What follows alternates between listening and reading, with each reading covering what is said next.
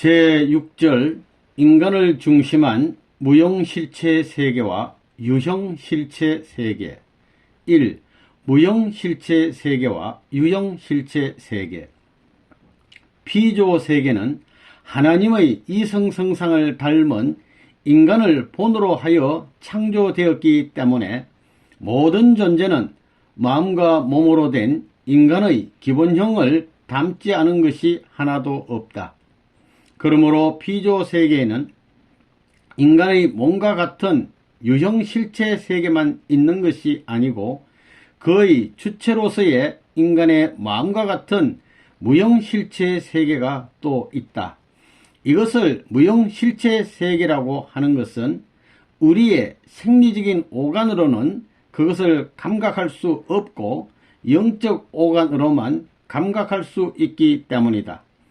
영적 체험에 의하면 이 무형세계는 영적인 오간에 의하여 유형세계와 꼭 같이 실감할 수 있는 실제 세계인 바, 이 유형, 무형의 두 실체 세계를 합친 것을 우리는 천주라고 부른다.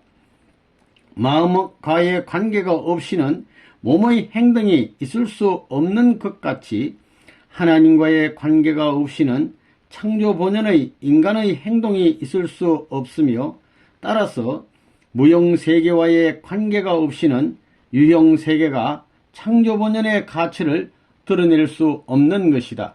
그러므로 마음을 알지 못하고는 그 사람의 인격을 알 수 없듯이 하나님을 알지 못하고는 인생의 근본 의의를 알 수 없으며 무형세계가 어떻게 되어 있는가 하는 것을 모르고는 유형세계가 어떻게 되었는가 하는 것을 완전히 알 수 없는 것이다. 그러므로 무형세계는 주체의 세계요, 유형세계는 대상의 세계로서 후자는 전자의 그림자와 같은 것이다. 유형세계에서 생활하던 인간이 육신을 벗으면 그 영인체는 바로 무형세계에 가서 영주하게 된다. 2. 피조 세계에 있어서의 인간의 위치. 첫째로 하나님은 인간을 피조 세계의 주관자로 창조하셨다. 피조 세계는 하나님에 대한 내적인 감성을 갖추지 못하고 있다. 그러므로 하나님은 이 세계를 직접 주관하지 않으시고 이 세계에 대한 감성을 갖춘 인간을 창조하시어 그로 하여금 피조 세계를 직접 주관하도록 하신 것이다. 따라서 인간을 창조하심에 있어서 유형세계를 느껴 그것을 주관하도록 하시기 위하여 그것과 같은 요소인 물과 흙과 공기로서 육신을 창조하시고 무형세계를 느껴 그것을 주관하도록 하시기 위하여 그것과 같은 영적인 요소로서 영인체를 창조하셨다. 변화산상에서의 예수님 앞에 이미 1600여 년 전에 죽었던 모세와 900여 년 전에 죽었던 엘리야가 나타났었는데 이것들은 모두 그들의 영인체들이었다. 이와 같이 유형세계를 주관할 수 있는 육신과 무형세계를 주관할 수 있는 영인체로 구성된 인간은 유형세계와 무형세계를 모두 주관할 수 있는 것이다. 둘째로 하나님은 인간을 피조세계의 매개체요 또한 화동의 중심체로 창조하셨다. 인간의 육신과 영인체가 수수작용에 의하여 합성일체화함으로써 하나님의 실제 대상이 될 때 유형, 무형 두 세계도 또한 그 인간을 중심하고 수수작용을 일으키어 합성일체화함으로써 하나님의 대상세계가 된다. 그리하여 인간은 두 세계의 매개체요 또한 하동의 중심체가 된다. 그러므로 인간은 마치 두 엄차를 공명시키는 데 있어서의 공기와 같은 것이다. 인간은 또 이와 같이 무형세계와 통할 수 있도록 창조되었기 때문에 마치 라디오나 텔레비전과도 같아서 영계의 사실을 그대로 반영하게 되어 있다. 셋째로 하나님은 인간을 천주를 총합한 실체상으로 창조하셨다. 하나님은 나중에 창조하실 인간의 성상과 형상을 실체적으로 전개하시어 먼저 피조 세계를 창조하셨었다.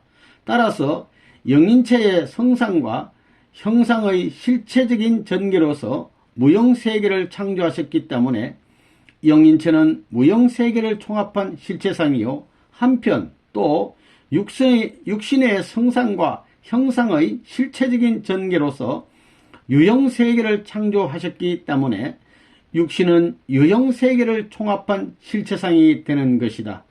따라서 인간은 천주를 총합한 실체상이 되는 것이니 흔히 인간을 소우주라고 하는 이유는 여기에 있는 것이다. 그런데 인간이 타락되어 피조세계는 자기를 주관해 줄 수 있는 주인을 잃어버렸으므로 로마서 8장 19절에 피조물은 하나님의 아들들이 나타나기를 고대한다고 하였다. 그것뿐만 아니라 하동의 중심체인 인간이 타락되어 유형, 무형 두 세계의 수소작용이 끊어짐으로써 그것들이 일체를 이루지 못하고 분리되었기 때문에 로마서 8장 22절에는 피조물이 탄식하고 있음을 밝히고 있는 것이다. 예수님은 영인체와 육신을 가진 완성한 아담으로 오셨던 분이었다. 따라서 그는 천주를 총합한 실체상이었던 것이다. 그러므로 만물을 그리스도의 발 아래에 두셨다고 말씀하셨다.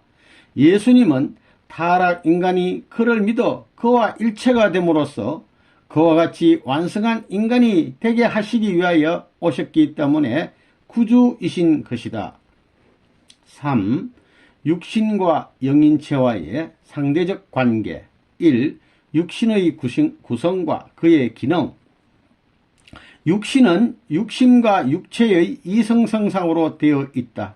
육심은 육체로 하여금 그 생존과 번식과 보호 등을 위한 생리적인 기능을 유지할 수 있도록 이끌어주는 작용 부분을 말한다. 그러므로 동물에 있어서의 본능성은 바로 그들의 육심에 해당하는 것이다. 육신이 원만히 성장하려면 양성의 영양소인 무형의 공기와 광선을 흡수하고 음성의 영양소인 유형의 물질을 만물로부터 섭취하여 이것들이 혈액을 중심하고 완전한 수소작용을 해야 한다. 육신의 선행과 악행에 따라서 영인체도 선화 혹은 악화한다. 이것은 육신으로부터 영인체에게 어떤 요소를 돌려주기 때문이다. 이렇듯 육신으로부터 영인체에 주어지는 요소를 우리는 생력 요소라고 한다. 우리는 평소의 생활에 있어서 육신이 선한 행동을 할 때는 마음이 기쁘고 악한 행동을 할 때는 마음이 언짢은 것을 경험하거니와 이것은 그 육신의 행동의 선악에 따라 그에 적응하여 생기는 생력 요소가 그대로 영인체에 돌아가는 정좌이다. 2. 영인체의 구성과 그의 기능. 영인체는 인간의 육신의 주체로 창조된 것으로서 영감으로만 감독되며 하나님과 직접 통할 수 있고 또 천사나 무형세계를 주관할 수 있는 무형실체로서의 실존체인 것이다. 영인체는 그의 육신과 동일한 모습으로 되어 있으며 육신을 벗은 후에는 무형세계에 가서 영원히 생존한다. 인간이 영존하기를 염원하는 것은 그 자체 내에 이와 같이 영존성을 지닌 영인체가 깃들어 있기 때문이다. 이 영인체는 생심과 영체의 이성성상으로 되어 있다. 그리고 생심이라고 하는 것은 하나님이 임재하시는 영인체의 중심 부분을 말하는 것이다. 영인체는 하나님으로부터 오는 생소와 육신으로부터 오는 생력 요소의 두 요소가 수수작용을 하는 가운데서 성장한다. 그리고 영인체는 육신으로부터 생력 요소를 받는 반면에 그가 육신에게 돌려보내는 요소도 있는 것이니 우리는 이것을 생력 요소라고 한다. 인간이 신령에 접함으로써 무한한 기쁨과 새로운 힘을 얻어서 고질이 물러가는 등 그 육신에 많은 변화를 일으키게 되는데, 이것은 그 육신이 영인체로부터 생명 요소를 받기 때문이다. 그리고 영인체는 육신을 토로 하여서만 성장한다. 그러므로 영인체와 육신과의 관계는 마치 열매와 나무와의 관계와 같다.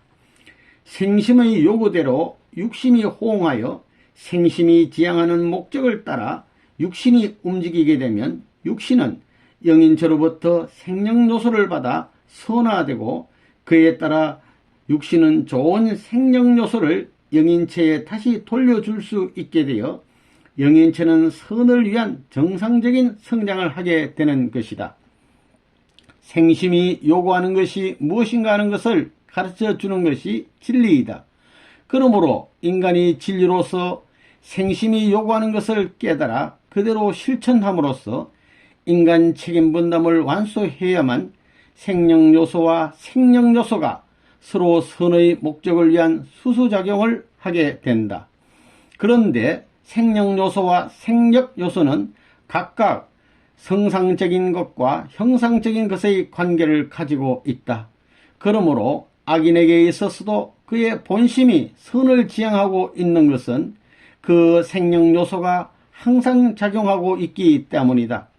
그러나 인간이 선한 행동을 하지 않는 한 그 요소도 육신의 선화를 위한 것으로 돌아갈 수 없으며, 따라서 생력 요소와의 사이에 있어 올바른 수수작용을 할 수도 없게 되는 것이다. 이와 같이 영인체는 어디까지나 지상의 육신 생활에서만 완성할 수 있다. 영인체는 육신을 토로하여 생심을 중심하고 창조 원리에 의한 질서적 3기간을 거쳐서 성장하여 완성하게 되는데, 소생기의 영인체를 영형체라고 하고 장성기의 영인체를 생명체라 하며 완성기의 영인체를 생명체라고 한다. 하나님을 중심하고 영인체와 육신이 완전한 수수작용을 하여 합성일체함으로써 사위기대를 완성하면 그 영인체는 생명체가 되는데, 이러한 영인체는 무형세계의 모든 사실들을 그대로 느낄 수 있게 된다. 이처럼 영인체에 느껴지는 모든 영적인 사실들은 그대로 육신에 공명되어 생리적 현상으로 나타나기 때문에 인간은 모든 영적인 사실들을 육신의 오간으로 느껴서 알게 된다. 생명체를 이룬 인간들이 지상 천국을 이루어 살다가 육신을 벗고 영인으로서 가서 사는 곳이 천상 천국이다. 그러므로 지상 천국이 먼저 이루어진 후에라야 천상 천국이 이루어지게 되어 있다. 영인체의 모든 감성도 육신 생활 중 육신과의 상대적인 관계에 의하여 육성되는 것이므로, 인간은 지상에서 완성되어 하나님의 사랑을 완전히 체휼해야만 그 영인체도 육신을 벗은 후에 하나님의 사랑을 완전히 체휼할 수 있게 된다. 이와 같이 영인체의 모든 소성은 육신을 쓰고 있는 동안에 형성되기 때문에 타락 인간에 있어서의 영인체의 악화는 육신 생활의 범죄 행위에 유인하는 것이며, 마찬가지로 그 영인체의 선화 또는 육신의 속죄에 인하여서만 이루어진다. 죄악 인간을 구원하시기 위하여 예수님이 육신을 쓰고 지상에 오셔야 했던 이유는 여기에 있는 것이다.